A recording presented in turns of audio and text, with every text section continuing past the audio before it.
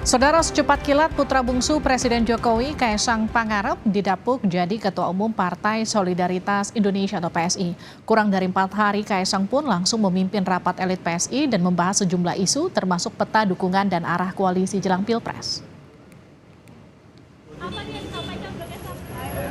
Kaisang Pangarep kemarin memimpin rapat elit dan kader PSI sebagai Ketua Umum PSI yang baru.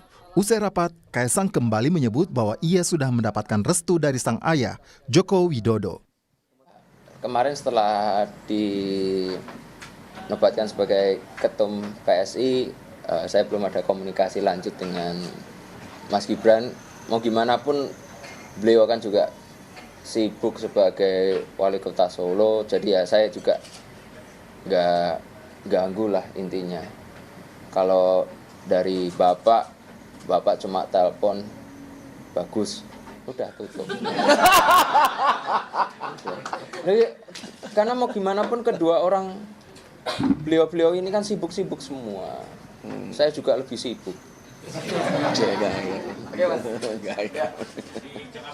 Untuk sekarang backingan saya cuma istri saya.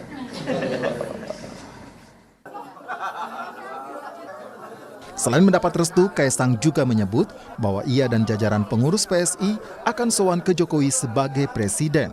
Meskipun itu bisa dilakukan lewat jalur belakang, tetapi secara formal, Kaisang menyebut ia perlu mendapat masukan dan arahan dari Jokowi. Nah, itu sebagai ketum ya.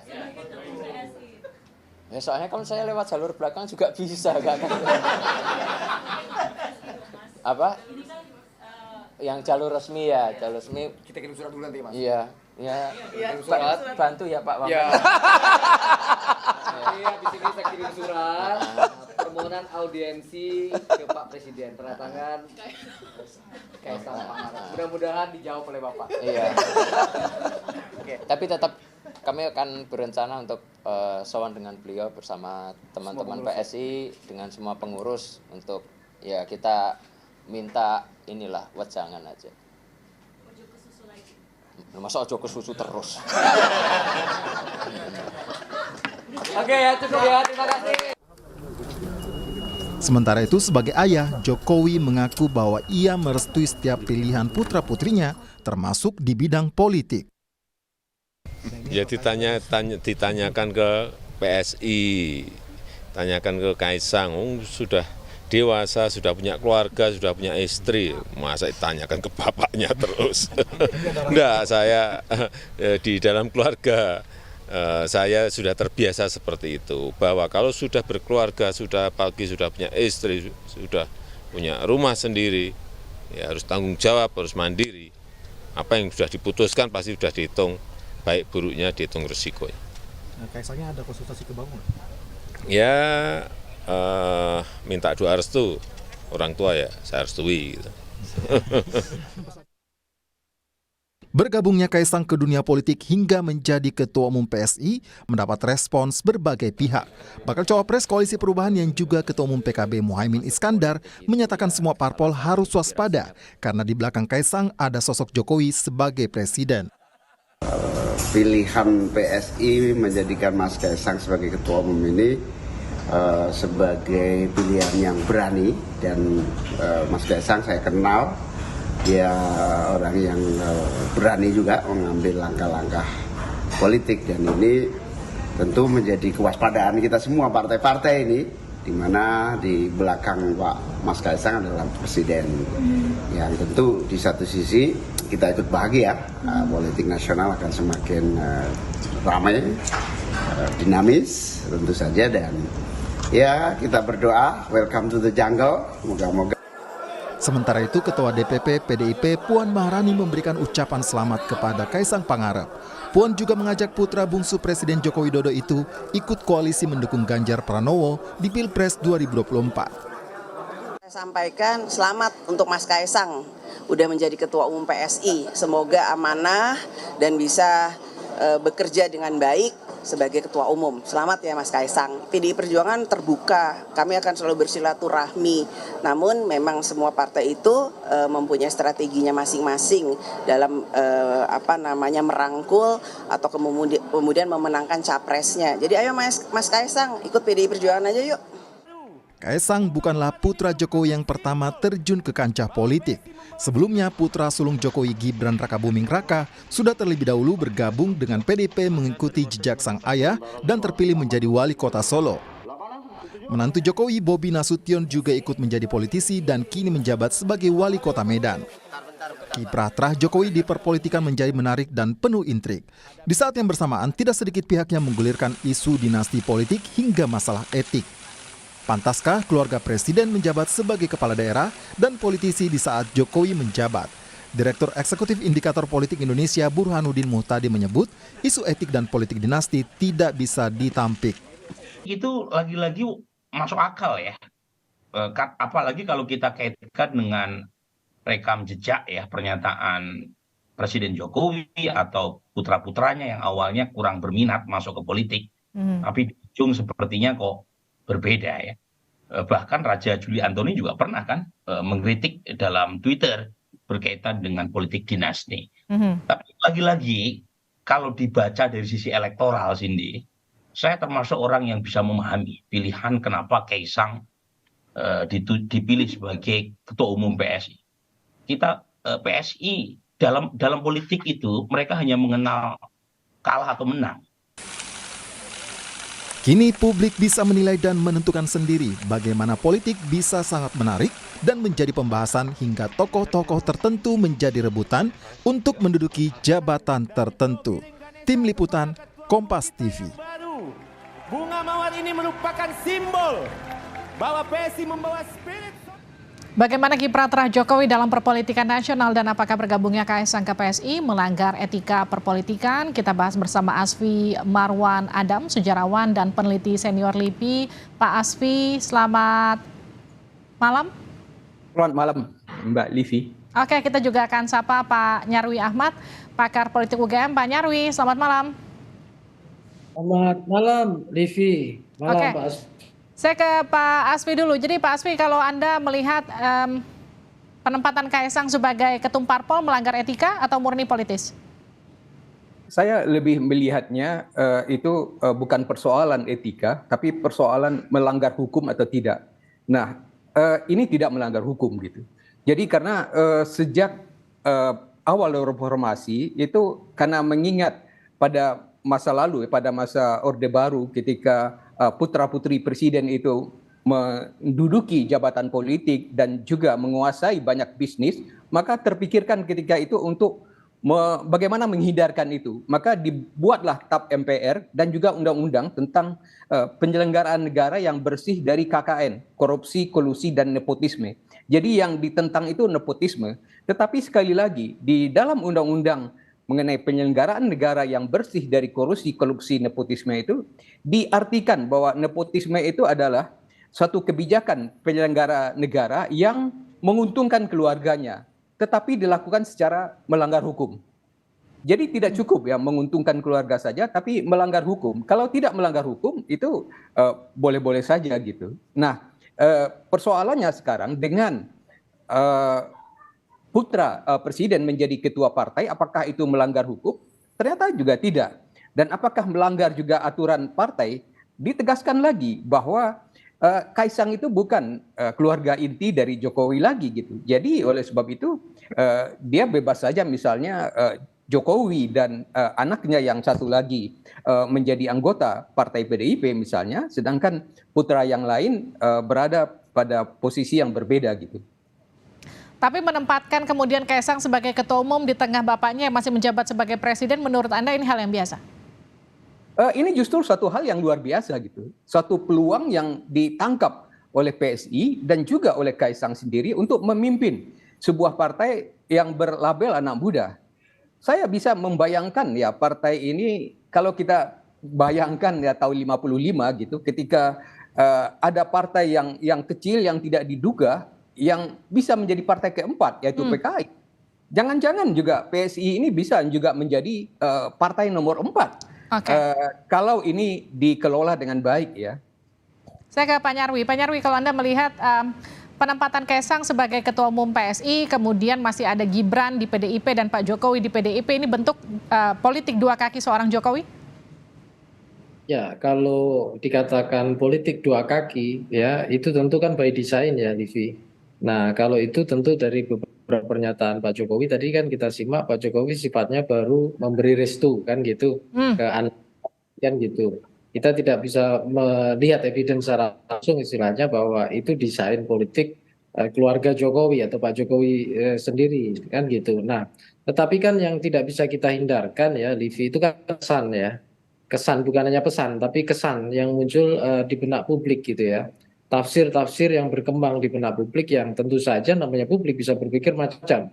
Termasuk misalnya, ada dua, misalnya dengan ekspresi simbolik tadi, politik simbolik ya. Keluarga Pak Jokowi tidak hanya di PDIP, ya, tetapi juga bahkan ada yang menjadi ketua umum PSI. Nah, berarti kan akar politik Jokowi ini kan makin berkembang kan gitu. Nah, ya karena dikaitkan dengan keluarga, kemudian orang kan bisa aja pikir, wah ini politik dinasti kan gitu. Kita tahu dinasti politik itu bisa berkembang dengan berbagai cara. Terlepas tadi yang tadi disampaikan diskusinya oleh Pak Asfi Farmanadam ya, apakah etik, legal atau enggak. Terlepas dari itu bahwa fenomena dinasti politik itu makin mengemuka, kita lihat sebenarnya ini bukan barang lama juga, Livi ya. Kita melihat banyak kok kalau kita cek di arena pileg itu juga banyak sebenarnya relasi-relasi keluarga yang di sana juga indikasi dinasti politiknya banyak sekali kan gitu. Baik di dalam satu partai maupun di lintas partai kan gitu. Ada ikatan-ikatan keluarga seberapa jauh, tentu ada yang bahkan keluarga inti, ada juga tidak hanya keluarga inti di situ. Tetapi karena ini gitu ya, aktor politik Pak Jokowi ini kan politisi top nomor 1 ya, dengan sebagai presiden, kepala negara, melalui pemerintahan, bahkan tingkat approval rating atau dukungan publik dalam pemerintahannya sampai hari ini masih tinggi 80% gitu ya, lebih lah bisa juga gitu, ada yang terlebih, itu yang menjadikan perhatian gitu loh, ini menjadi concern banyak orang kan gitu. Karena apa? Biasanya di sejumlah literatur dinasti politik itu kan menyebutkan bahwa dinasti politik itu punya kelebihan, salah satunya apa? Playing field atau tempat bermain dalam arena, termasuk arena politik, itu anggota-anggota dinasti politik baik langsung tidak langsung itu biasanya punya privilege gitu loh, punya keistimewaan yang ini tidak semuanya bisa dinikmati orang lain. Karena itu kadangkala kan dinasti politik itu seringkali kalau dalam, meskipun itu juga lahir dalam pemilu sistem demokrasi, ya ketika dia punya resources yang banyak, kemudian bisa mengelola kekuasaan secara baik, maka dinasti politik akan terus melahirkan dinasti politik berikutnya, baik di level nasional maupun lokal kan gitu. Kalau kita bicara soal politik dinasti di kasus Kaisang ini, kemudian bisa nggak ditafsirkan apa yang terjadi pada Kaisang ini adalah perpanjangan tangan seorang Jokowi? Ya, secara simbolik publik bisa aja melihat seperti itu kan gitu. Paling enggak kan sudah minta restu dan bisa direstui Pak Jokowi kan gitu. Bukan punya bentuk dukungan loh ya. Tadi kan juga Pak Jokowi menyatakan itu. Baik dalam kapasitasnya sebagai orang tua kan gitu kan. Nah, itu memberikan restu karena sudah berkeluarga sendiri kan gitu. Nah, ini sebenarnya tidak hanya berlaku pada Pak Jokowi sebenarnya. Di banyak yang lain kita juga bisa melihat, bisa di keluarga besar NU itu kan ada itu biasa di partai A, partai B, partai C. Nah itu juga kemudian melihatnya juga orang dinasti politik, cuma karena tidak menempati posisi jabatan politik yang istilahnya luar biasa dalam posisi yang strategis seperti Pak Jokowi, kemudian tidak menjadi sorotan. Nah sebenarnya kan ini yang kemudian orang kan kemudian muncul spekulasi kan gitu, Livi, dengan potensial resources, tadi kayak misalnya contoh Caimin tadi, Gus Muhaimin, ya kan misalnya bahkan sampai menyampaikan statement kan, harus hati-hati nih karena apa di belakang Kaisang Pak Jokowi kan gitu. Nah itu kan kemudian berpikirnya sebenarnya bukan resources yang sifatnya katakanlah non tangible tapi intangible yang tidak tampak, yang itu peluang-peluang itu kemungkinan saja kan secara simbolik itu bisa bermanfaat tidak hanya ke Kaisang tapi juga ke PSI, nah, kan gitu. Yang saya kira wajar gitu loh. Ini memunculkan semacam spekulasi ya, baik di kalangan para politisi, pemimpin partai politik yang lain gitu, maupun publik secara umum kan gitu. Tapi ini negara demokrasi ya seperti itu. Jadi sebenarnya Anda mau menjelaskan bahwa penempatan Kaisang sebagai Ketua Umum PSI ini adalah upaya PSI untuk menyedot elektoral dari suara Jokowi? tidak hanya itu juga, tetapi juga secara simbolik menjadi sumber daya pengaruhnya gitu ya, itu juga bisa makin meluas. Jadi PSI bisa naik kelas nih kan gitu.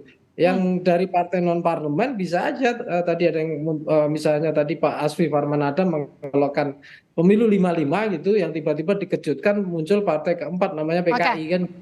Nah, di sini saya kira ada kemungkinan semua terbuka. Nah, yang terancam siapa kan gitu. Ya partai-partai yang apa namanya yang parliamentary threshold itu batasnya tipis. Ya. Yang sampai beberapa data survei itu masih banyak yang seperti itu kan gitu. Kalau Anda bilang, saya ke Pak Asfi deh. Kalau Pak Nyarwi bilang PSI naik kelas dengan menempatkan Kaisang sebagai ketua umum, bisa nggak ditafsirkan artinya sebetulnya ini juga buat Pak Jokowi juga win-win solution begitu? Bukan hanya buat Pak Jokowi ya, tetapi juga buat Indonesia gitu. Ketika politik pada masa yang sebelumnya itu dikuasai oleh orang-orang tua, dan sekarang ketika ada sebuah partai yang mempunyai label anak muda dan dipimpin oleh anak muda gitu, ini bukan hanya sekedar ormas dari sebuah partai besar ya, tetapi betul-betul sebuah partai yang berdiri sendiri. Dan ketika mereka maju di dalam pemilihan legislatif, dan kalau ini berhasil ya tadi dikatakan naik kelas atau bahkan lebih dari itu, menurut saya ini suatu prestasi ya. Ini membuat politik yang seperti saya katakan tadi menjadi lebih optimis, menjadi lebih gembira, dan menjadi lebih berwarna anak muda gitu. Jadi bukan sekedar orang-orang tua saja yang bermain di politik, sedangkan masyarakat hanya tinggal menjadi pemilih gitu. Jadi kalau Anda melihatnya justru ini lebih dari sisi positif dengan penempatan Kaisang di situ sebagai ketua umum PSI. Iya betul, dan ini disadari gitu, karena ketika mereka mencalonkan pada mulanya atau menyebut calonnya Ganjar Pranowo, ini tidak dianggap oleh PDIP misalnya. PDIP sendiri berpandangan bahwa tanpa partai yang lain pun bisa mencalonkan seorang calon presiden gitu. Nah, tetapi kemudian dalam perkembangannya ketika Kaisang menjadi ketua umum partai ini, maka Puan Maharani pun juga mengajak atau merayu Kaisang untuk bergabung dalam koalisi dengan PDIP gitu. Oke. Jadi ada perkembangannya. Saya ke Pak Nyarwi. Kalau kita bicara soal elit-elit politik yang dapat golden ticket dari politik dinasti seperti Mbak Puan, seperti Kaisang, kita bicara soal kaderisasi, kita bicara soal bagaimana kemudian ceruk suara itu dimanfaatkan oleh partai politik, bisa nggak sih nanti optimal dengan mereka-mereka yang sebetulnya dari awal sudah dapat golden ticket dibandingkan dengan kader yang dari awal merintis? Ya ada dua situ jenisnya, Livi ya. Yang pertama, walaupun dia istilahnya kita tahu ya bagian dinasti politik, tapi daya tarik atau daya magnetik elektoralnya itu kurang maksimal. Contohnya ya tadi Mbak Livi sudah menyebutkan, misalnya Mbak Puan kan, di sejumlah data survei gitu kan, itu kan belum juga maksimal. Makanya kan PDIP salah satunya yang kita tahu memutuskan Mas Ganjar kan, saya kira dugaan saya juga mempertimbangkan kalau misalnya Mbak Puan, saya kira elektabilitasnya kan kurang angkat. Misalnya contoh itu ya. Tetapi terus dari itu juga perlu dilihat gini, Livi. Tadi pertanyaannya kan nyangkut ke kaderisasi. Di situ juga saya kira ada model dinasti yang dimana artinya dari keluarga dinasti di partai, tetapi prosesnya mengikuti kaderisasi, tidak ujuk-ujuk jadi ketua umum seperti itu gitu. Yes.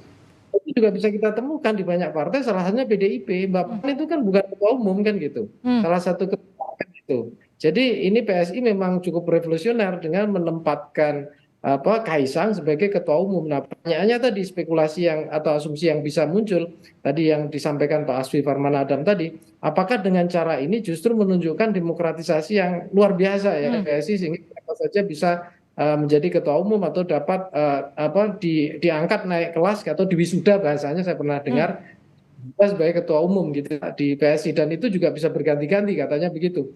Nah, apakah dengan cara itu? Sisi lain juga apakah nantinya juga berkah elektoral atau manfaat jaringan atau pengaruh elektoral dari misalnya Kaisang secara personal atau bahkan PSI nanti diasosiasikan dengan Pak Jokowi untuk menarik pengaruh ya approval rating Jokowi itu 80-an%.